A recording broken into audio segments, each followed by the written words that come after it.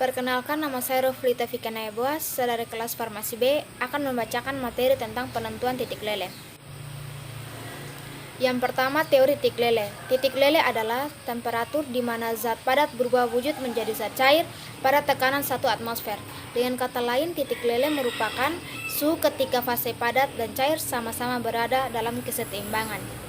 Alat dan bahan praktikum yang diperlukan, yang pertama alat, ada gelas kimia 100 ml, yang kedua termometer, yang ketiga pipa kapiler yang salah satu ujungnya tertutup, yang keempat pipet tetes, yang kelima pemanas listrik, yang keenam klem dan standar, yang ketujuh tabung reaksi, yang kedelapan alat penentu titik lele, yang kesembilan lap, dan ke-10 batang pengaduk. Untuk bahan sendiri yang diperlukan, yang pertama aquades, yang kedua asam salisilat, yang ketiga asam benzoat.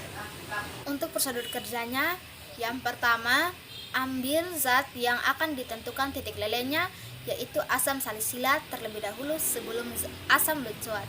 Jika zat tersebut masih kasar, maka digerus dulu dalam mortar hingga menjadi serbuk yang halus. Yang kedua, ambil kapiler yang akan digunakan untuk menentukan titik lele. Yang ketiga, masukkan ujung terbuka kapiler ke dalam serbuk yang akan ditentukan titik lelenya sehingga kristal masuk ke dalam kapiler.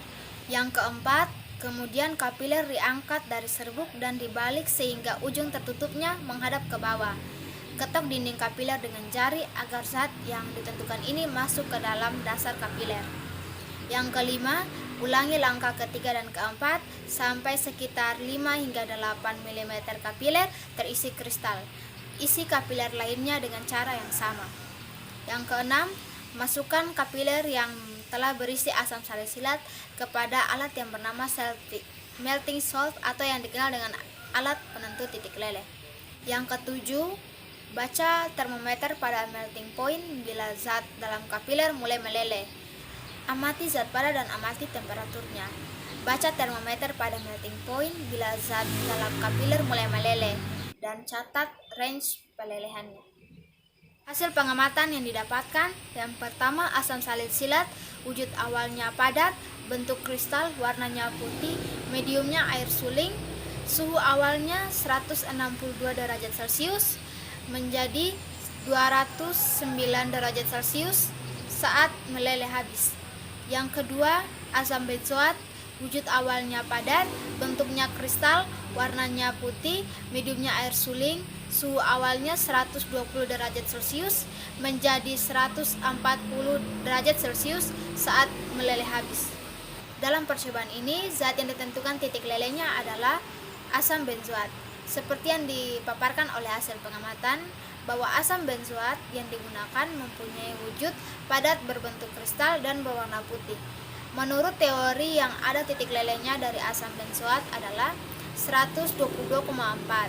Dari percobaan yang dilakukan dengan menggunakan alat melting point, mendapatkan range sebesar 120 derajat Celcius hingga 140 derajat Celcius dengan jarak range 20 derajat Celcius. Hal ini menandakan bahwa zat tersebut tidak murni karena jarak range dari senyawa organik yang berupa kristal adalah 0,5 derajat Celcius hingga 1 derajat Celcius.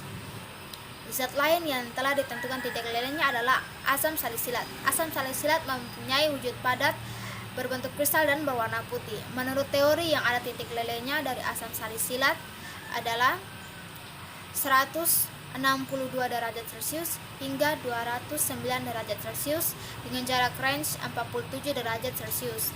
Selain karena zat yang tidak murni, hal ini juga disebabkan karena kelalaian saat dalam percobaan. Jadi, kesimpulan yang dapat ditarik adalah titik leleh adalah temperatur di mana zat padat berubah wujud menjadi zat cair pada tekanan 1 atmosfer. Titik leleh bertambah dari kiri ke kanan dalam satu periode dan bertambah dari atas ke bawah pada golongan transisi. Pengaruh ikatan hidrogen dan perubahan tekanan pada titik leleh tidak begitu besar. Penyimpangan titik leleh dapat disebabkan karena tidak murninya suatu zat. Faktor-faktor yang mempengaruhi titik leleh adalah pengemasan dalam kapiler, banyaknya sampel, dan ukuran kristal.